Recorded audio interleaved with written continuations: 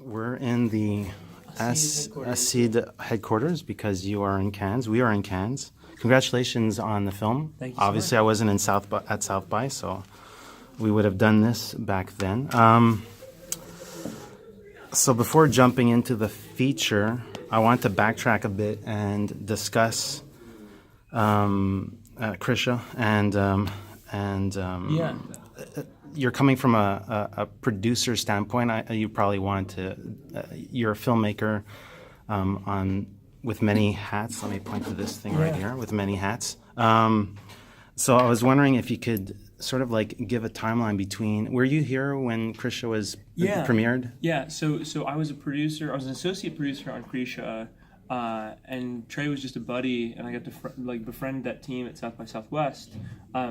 And then I had also produced The Grief of Others, Patrick Wang's film that played at South by Southwest. And so I came here kind of producing both of them, or in production of both of them. And so that was my first experience of being here, and it was great. It was neat to see kind of two movies about family issues being handled by two different American directors with very different results. Like Krisha is far more of a comedy, I think, than The Grief of Others, and to see how an audience responds to a movie like that versus The Grief of Others, it was really interesting. It was kind of like a litmus test because it was kind of a similar subject. So I don't know, like really the thing that the audience reacted to was the craftsmanship, and I noticed that, and then I was like, I think I could probably do something like this. I could make something that was funny and tragic at the same time, and then that became the Thunder Road short film. So how did those films sort of inform perhaps some of the choices that you might have made, perhaps economic choices, perhaps stylistic choices, perhaps just maybe finding your voice? I mean, you did so many shorts beforehand, so I mean, it's not as if filmmaking was new to you, but how did those sort of like... I mean, really, so the majority of the shorts that I've made have been in the last 2 years since Thunder Road. So Thunder Road was the first real short film that I had done in the previous probably 5 or 6 years. Okay. I, as a director and writer. I was a producer for about 8 years doing music videos and commercials and stuff. And I was a producer of sketch comedy at College Humor, making stuff that wasn't really that funny and wasn't really that important. And so I kind of built up this ambition to do stuff. I saw Trey Schultz doing it in his backyard with his family for no money. And I was like, okay, cool. Clearly, all you have to do is focus on the right stuff. It doesn't have to have many locations. It doesn't have to have VFX. It just can be literally the people around you who are talented, and you get a nice zoom lens and you can make something cool in a single space. And so I had that in the back of my mind for a long time, and then a buddy of mine told me a story about a friend of his who sang a song at a funeral, and I thought, oh my God, like, what did that sound like? Did it sound good? And he was like, I don't know, nobody filmed it. Like, why would somebody film that? And so it just became very quickly this monologue that I wanted to do, and very much inspired by Krisha, seeing these like long zoom takes, and that you can do it all in one space if you focus on just performance and story, and what is in frame and what isn't. So yeah, I think really like seeing that movie and seeing how Trey worked really, I mean, got me off the couch to make the short film. That's got you off the couch. I doubt it. There are subtle differences, but what I noticed was how I felt about the short film and the feature film. I felt differently. Yep. So what I was curious about is logistically, what were your thoughts on when you were reshooting that scene? What were your so it had to be realistic, which means that it couldn't have been an impression of the short film. I couldn't be trying my best to recreate this thing that was already a different thing.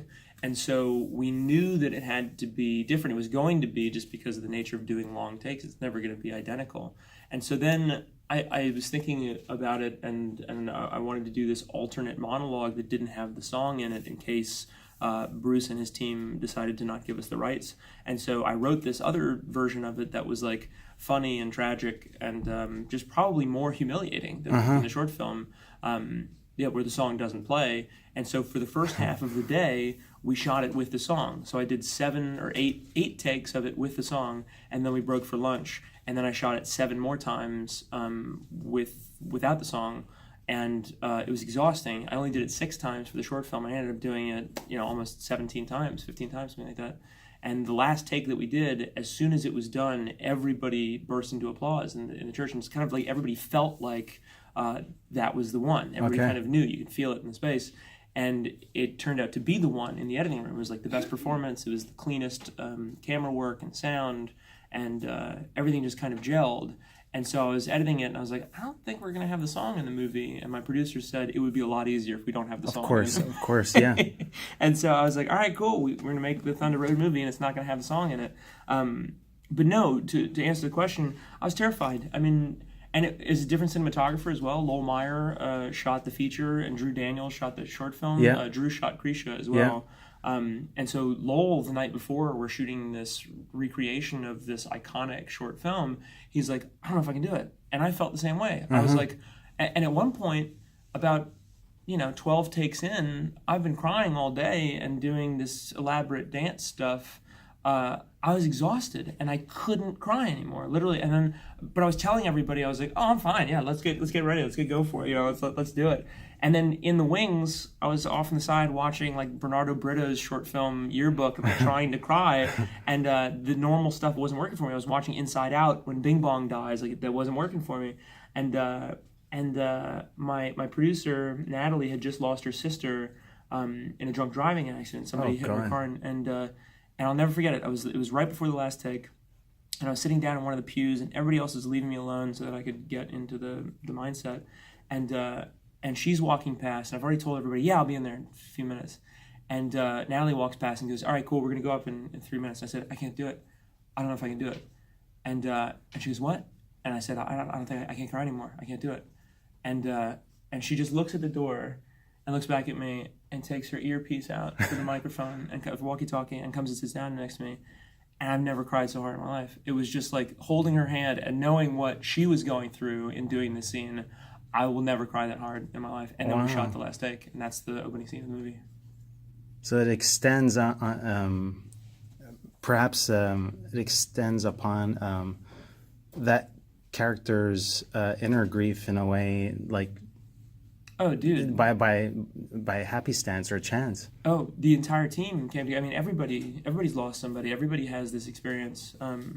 So many members of our team joined the team because they were like, this is the important movie. This is the one that I'll do this year that like connects to people, the human movie. Watching this film, I'm thinking a lot about Robert Altman. Yeah, me too.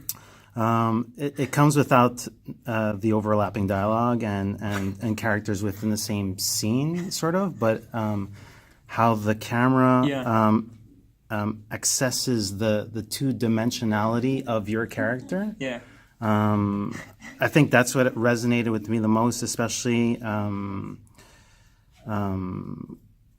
under the guise of the long take as well. And so I'm a fan of exposition and backstory without that set criteria. So I was wondering if Altman was of course. Okay. Yeah, I mean, like it's all these long zoom shots, and, like complicated movements with very diverse actions inside of a scene that capture small moments that make you feel present in the scene. It's also very subtle at times, like it'll just follow one character and hold on them doing something small, particularly the backyard scene where I'm jumping fences. There's this woman who the perp that I'm chasing is a neighbor of hers, and she says, hold on, officers, I know this man's mother. And then she goes, what did you do? Will, what did you do?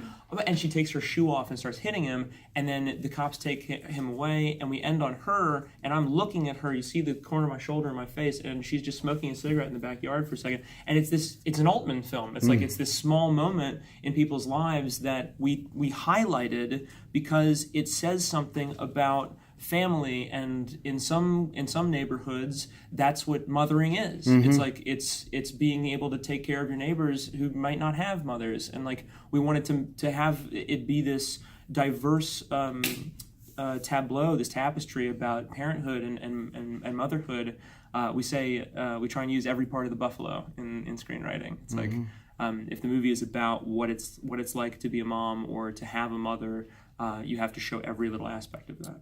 I thought it was a curious choice as to what his actual profession is. Yeah. And I think if I'm thinking about the character in an overt fashion, I'm thinking that's not a mistake. It's actually the time where Jim might have the most control, and that profession is about that. It's unless you're a border security guard or something like that. So I was thinking about that throughout the film. I said it's not an accident that he's a cop. So I was wondering if you were thinking, like, how did you conceptualize Jim's profession? How did that like? So I knew. So I guess, like, yeah, it's a difficult question, but I really wanted to say something about, or I wanted to, like, pair masculinity with fragility. And at a funeral, like, it's just more interesting. It's like you see these tough guys get up and they collapse, and it's the most important minutes of some of these characters' lives. They get up and talk about a family member, and they can't talk, and they, like, it's just this incredible performance opportunity or monologue opportunity for an actor. And so I at first thought it should be a Marine. It should be somebody in fatigues. But then I met two police officers in a pizzeria, and they said that if you're a California police officer, you have to wear your uniform to a funeral. And I started growing my mustache the next day. I was like, oh, it has to be a cop. And also, it was 2016 when I made the short film, and so you couldn't get onto Facebook without just having a huge conversation about the police and the militarization of the police and Black Lives Matter. And so I wanted to do something that would be humanizing of the police, and then also do something so ridiculous. Like, it was supposed to be a viral video. It was supposed to be this dancing cop movie to make the liberal friends of mine say that guy shouldn't have a gun, and make all of the red states say, I'm glad you empathize with the police. So it's like this perfect wedge into the conversation while also making this, Have you seen Peter Nix's The Force, a doc film? It's incredible. Yeah. It's unbelievable. I cannot police, believe the access that they got to that. Like, just the prostitution rings and, like, all of these things that, that's another thing. Like, so I grew up in New Orleans, and the first week of college for me was Katrina. So I, like, had to evacuate to go to school. And so my entire understanding of politics and authority is just these human beings who are so flawed that can let terrible things happen. And we imagine that these systems are in place to help the people, but they're just not. And so, like, there's ways to do that dramatically, and there's ways to do that comedically. And I wanted to do that with this movie. Like, if you can do the Chaplin thing of making people laugh, and then also talk about the horrible shit that is loss and life and grief, and that these people are these flawed monsters at times. I pull a gun on my partner. I'm an armed gunman in the movie at times, and still the audience has allegiance with these people. It's crazy. Yeah. One thing that I really appreciated in this film, and I generally do in cinema, is in this tragedy-dramedy, is that tonally it'll make you laugh. The participatory experience in a film like this is really fun because you have people laughing at different times. Yeah. And I hate films where it's a consensus laugh, it's a gag, and a film like this, it really is. I almost get a sense that's very specific. So I was wondering how you go about. What's the challenge about first putting that on paper, a screenplay? It's all oral. So, like, I write everything orally. So I'll do whole scenes and just work on the structure of the scenes and how they'll, like, the lines in the scenes, and I'll record it into my iPhone sometimes, or I'll write notes down for good lines in my iPhone and then transcribe that to screenplay format later. I feel like writing a script, you can go into a coffee shop and write a script, but it can sometimes be too scripted. It doesn't sound like how it comes out of human vocal cords. And so anytime I write, it's just me doing it 1,000 times. Sometimes I won't even write it unless it's been written 2 weeks ago. Okay. Like, I'll be rehearsing it on the drives to work or something, and I'll just do it out loud, and then it seems natural. And so then I already have it at how it's supposed to be, and then I transcribe it and then send it to the producers, and they're like, cool, this is how we scheduled this. Okay. It's like, Yeah, I hear that Armando Iannucci does that for Veep and for Alan Partridge. Wow. They just for years were doing that, and they were shooting on VHS tapes for Alan Partridge, and they would rewind it to any time somebody laughed or like broke up because they knew that that was funny, and so they're like, cool, that has to go into the show. And I remember I saw that recently. This is after I wrote and shot Thunder Road, and I was like, cool, my heroes are doing it too. Yeah. Confirming. So that means you have a lot of conversations with Siri. Yeah, that's right. Or voice recording. I do, yeah. So you're having two dialogues in this film that it's not overt. One's an epidemic that's happening in the U.S. Corporate greed that's essentially destroying anybody who's under middle class, I imagine, and adhering to. I thought you were talking about the opioid epidemic. Yes. Cool, There's yeah. that. Yeah. There's that. Obviously. In the United States, Yeah. There's many things. And the other one's for listening to your inner voice, for the better and worse. So the movie is from the mindset of a Bruce Springsteen album. It's like about these working class guys who are struggling to make ends meet, and a lot of automotive metaphors. Mm-hmm. A lot of the movie is shot in cars and like through windshields, and that's kind of how Springsteen writes. He does this poetry for working class people, and tries to tell stories about people struggling on the fringe. And so I don't know. That aspect of the economic downturn of America and depression just kind of fits perfectly into that. So really, that's kind of secondary to the story I want to tell. I want to tell stories for sad and lonely people, like Roy Orbison. Yeah. And then the opioid epidemic is this interesting issue because liberals are trying to ignore that it's happening because Republicans have started talking about it. But it really is affecting poor, particularly white people in the United States. Florida, it's a terrible epidemic for the last 20 years. People just die. It's like fentanyl is spread out, and it's something that should only be given to amputees, and it's given out in packets of 100 to bottles of 100 to people, and it gets into the hands of people that are heavy drinkers, and they take a micro fraction too much, and they're dead. And it's brutal, and I don't know why. It also kind of coincides to, like, you see that the suicide rate happens in outside of metropolises. It happens in working class America because they have access to guns, they have access to drugs, and they don't have many prospects. And so I wanted to make a movie about the Thunder Road mentality, about being able to quit that shit and pack up your car and hit the road, and this like American anthem of being able to change your life whenever you want to, and road trip, and not having to put up with the bullshit of a small town and Springsteen. And so after watching the short film a whole lot and really considering what Bruce Springsteen meant, what the song means to people, I had to transcribe that as best I could to a feature film. And that's what he means to people. He means the conversion rate of them being stuck in a coal mining job and having no prospects and having no future, and then saying, okay, this guy on the radio said that I should do this. I'm going to change my life. And it worked for generations of not even just Americans, humans on this planet. And it's so moving and touching, and I just wanted to do that in a movie as well. It's well put, Jim. Well, I really get a strong sense of that. And thanks for the answer. I'm like touched right now. I'll end with this because you do have to go.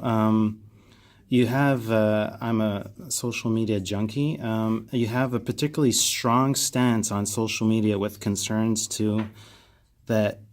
To be a filmmaker, you don't need anybody's permission. Yep. And for me, it adheres to like where I am in my own existence right now. I was wondering if you could just, talk about why you feel this need to get that out there, not only under the guise of this film, but also just as a stance that you're taking right now.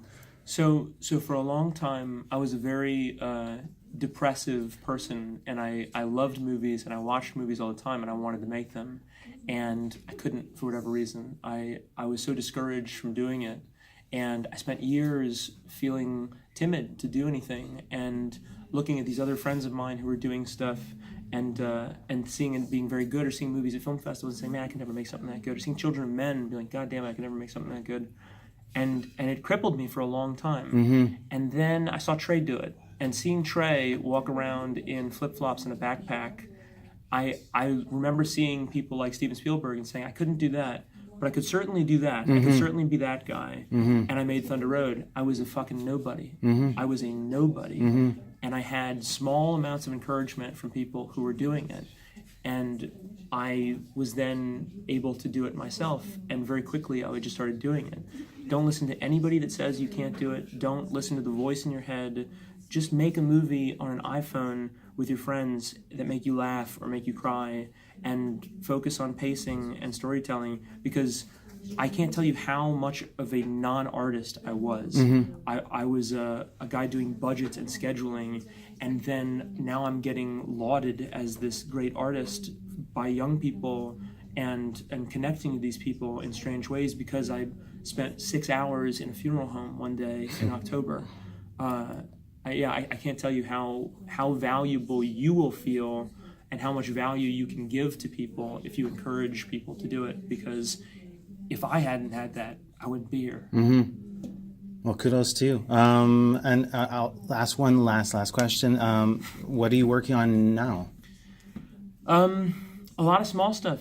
I'm trying not to... Short, episodic? Features, okay. I'm trying not to chase the dangling carrot of Hollywood anymore. And we just got a grant from Panavision after winning South by Southwest for $60,000, which could finance the camera packages of 2 features. So now I'm like, well, we have a deadline on this. It's next March. We should shoot 2 features in the time being. So we're doing that. And cool. we're going to run Kickstarter campaigns. We're going to do everything that we can to make this thing on budget and on schedule, and do it ourselves, where we don't have to listen to anybody and we can put it out ourselves. I'm also releasing Thunder Road online in the next year or so. In the next, I guess by fall, it should be online. So it's a lot of work. Yeah.